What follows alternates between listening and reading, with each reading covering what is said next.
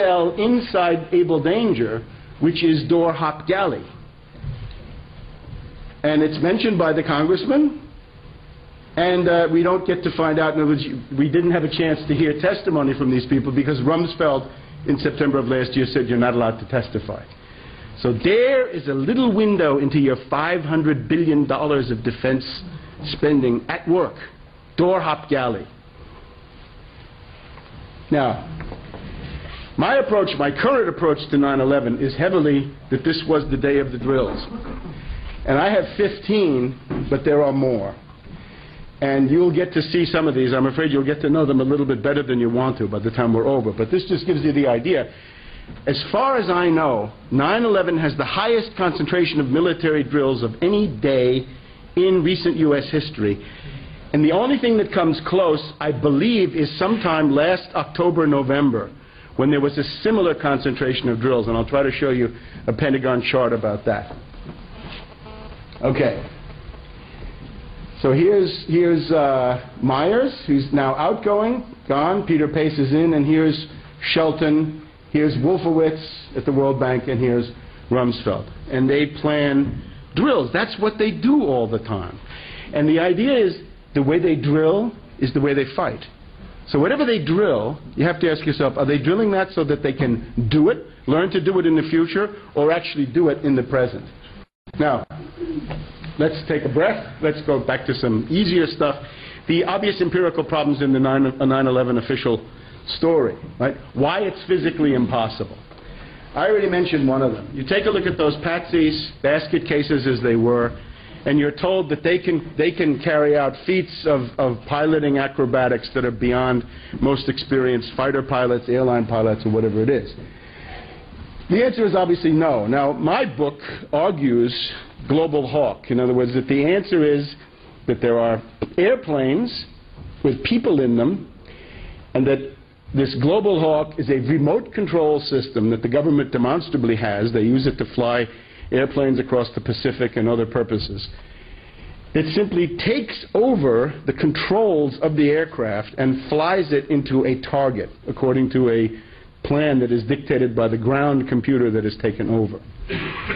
And I still think there's a strong argument for this. However, I will have to tell you that the direction of research in the past year or so, to the extent that there is research, goes in the direction of challenging this by pointing to the anomalies and problems of the planes hitting the buildings.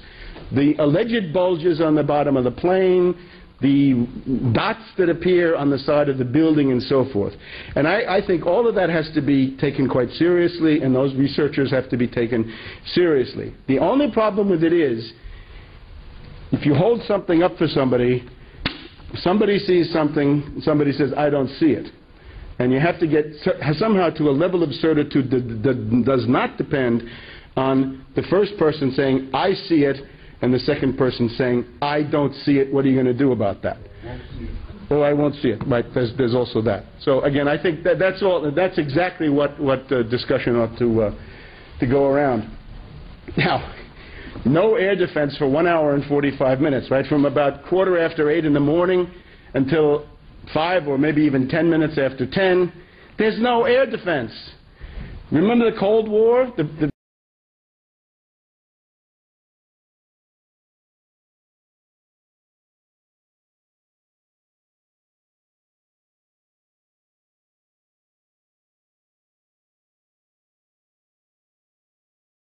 Some recent cases of controlled demolition, they don't come down quite as fast as this, even when the buildings are much smaller. My impression is that there are energy sources here that may be at the very outer limits of conventional controlled demolition. In other words, if this is controlled demolition of the conventional type, it is one of the most robust, most brute force approaches to that I have ever seen. But what it obviously is not, with things, these huge pieces of debris, this is not simply a building collapsing, and we can look at that from a number of points of view. Here's the famous Interstate Insurance, I believe, in Los Angeles in 1988. It's about 50 stories, I believe, comparable building, burns for many hours, big fire, no collapse. I personally saw in Madrid Last spring, I saw the Wellington, I believe the Wellington building in Madrid, Windsor, sorry, that had burned lustily for 48 hours or something like that, and had a couple of floors on the top collapse. But other than that, no. And of course, the key to the whole thing, look at these massive central columns of the building as it was going up, right? Look at these things.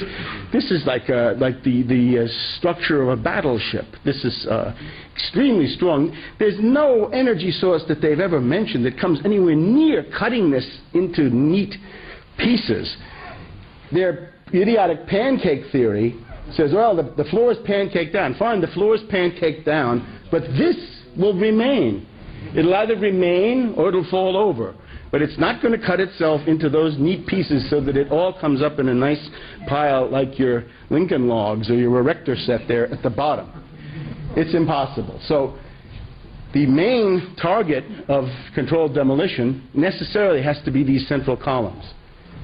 And indeed, here it is. I have to thank Gerhard Wisniewski. He's written a wonderful book on 9/11. I saw him again in Brussels at the Axis of Peace. He's got new books out. Look at this. Here's the oxygen-starved black smoke from the fire, and here's some white smoke from squibs of smoke from what? From controlled demolition.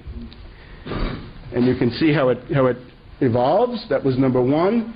Number two, you can see that it's billowing up. You can see it billowing further. So, and it accompanies the shock wave of the fall of the building.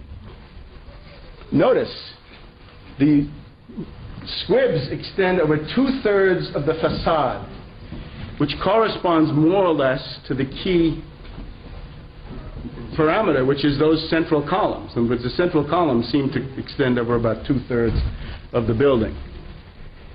And you get it, huge pieces of rubble projected out, 75, 100, 150 meters, whatever it is.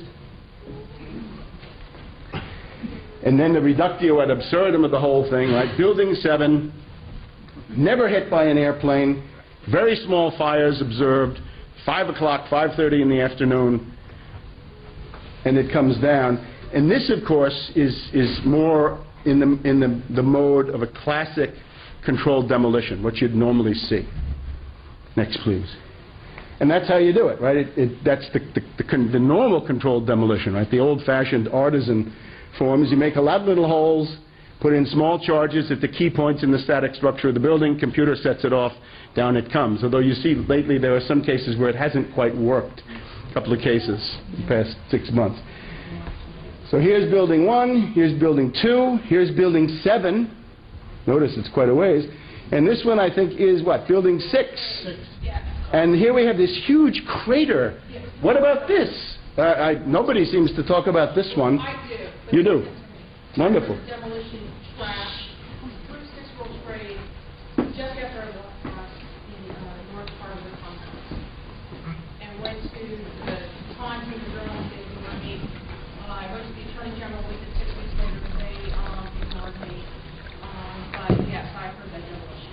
And the excuse of the administration was because they had to say something that fuel from the first craft flowed into the basement of 6 World Trade Center and then spontaneously combusted the hazardous materials stored there. And I said, okay. Show me the manifest because the symmetry of the whole defies their excuse.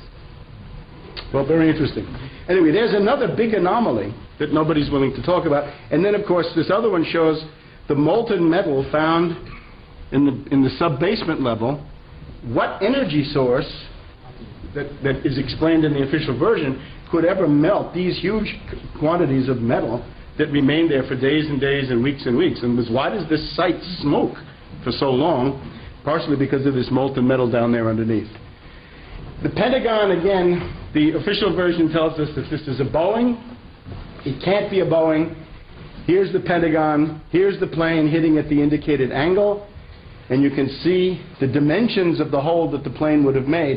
And they say, well, no, the wings crumpled back. Yeah, the wings maybe, but not these jet engines. They're the most massive part of the entire thing.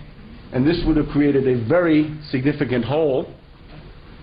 The other problem is that the this is now Hani Hanjour flying it. He has to come in at 1 centimeter off the grass. There are also barriers here, right? There are spools of industrial wire. There are light posts and so forth that are here, and he's got to do it. And of course, there's no sign of this rather large tail cutting into the building. This is the original hole taken by the first photographers on the scene. This is from Thierry Masson, great French expert who just organized a large conference in Brussels last November.